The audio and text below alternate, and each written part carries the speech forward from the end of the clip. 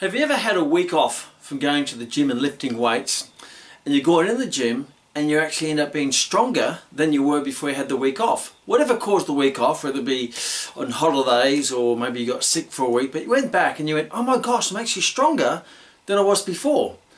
Well, you may call that a miracle, but I call that physiology.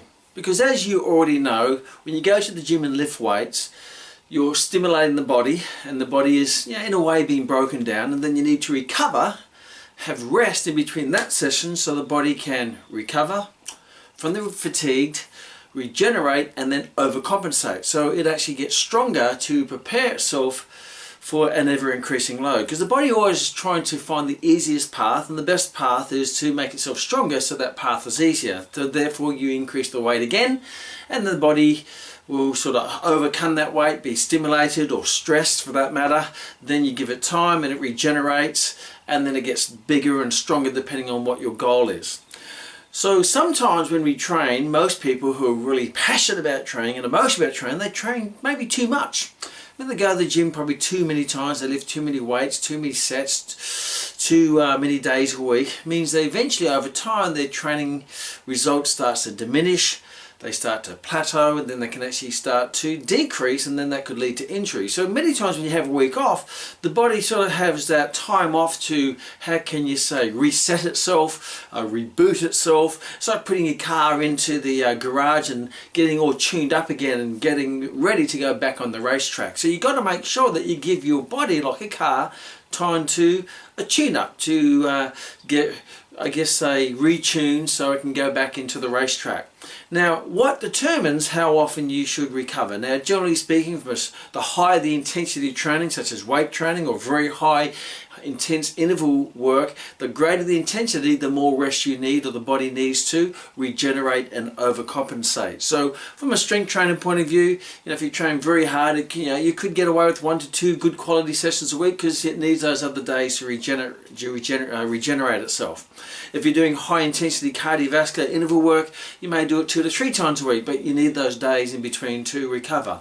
But every now and again, it's probably a good idea just to let the whole body give it a whole week to fully recover, not just the muscular system, but also the nervous system, and more importantly, the hormonal system. So sometimes you just got to take that racing car and just put it in the garage for a good week and give it a full service, rather than rather than a pit stop. Give it a full service. Now, how often should you do that? Well, that depends. So if you have a car, you may put it into a full service once every 10,000 kilometers, once every 5,000 kilometers.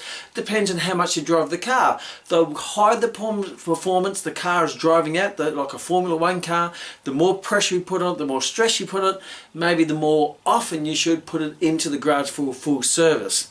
So if you're training really, really hard, then you may want to give a complete week off from training, maybe once every 5 weeks, like a car every 5,000 kilometers, once every 5 weeks. If you're not training so hard, once every 10 weeks. If you're training really hard, maybe once every 4 weeks.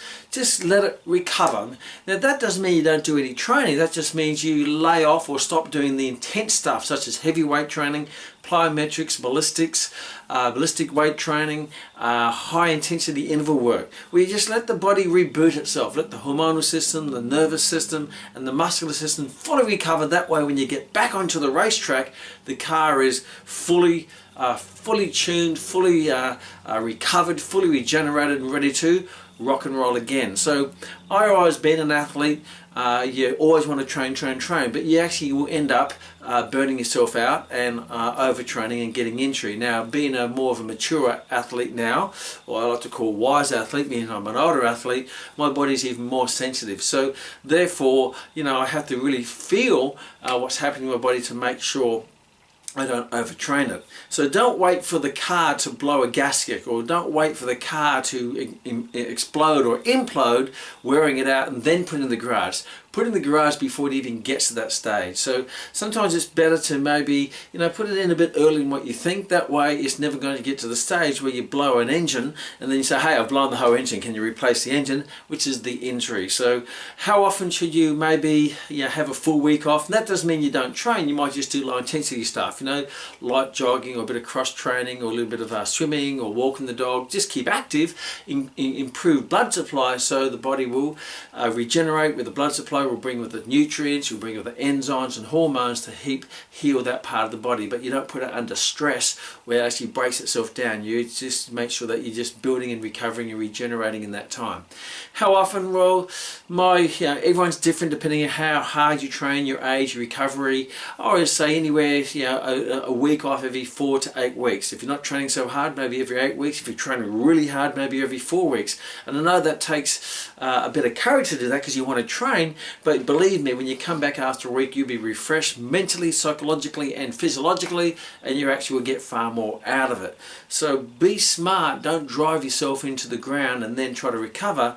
Don't ever put yourself into the ground in the first place. Always recovering from a week-to-week basis, and every now and again, maybe every 4 weeks or once every 6 weeks. I like 6 weeks is probably a good frame. Is just take a full week off, do a bit of cross training, which means in other type of activities, so the body can fully reboot itself, fully be tuned, fully being completely recovered, regenerated and overcompensated, so when you hit the racetrack the next week, you are hitting it as fast as you can, fully recover without the fear of blowing something up, and that would be no cow poo.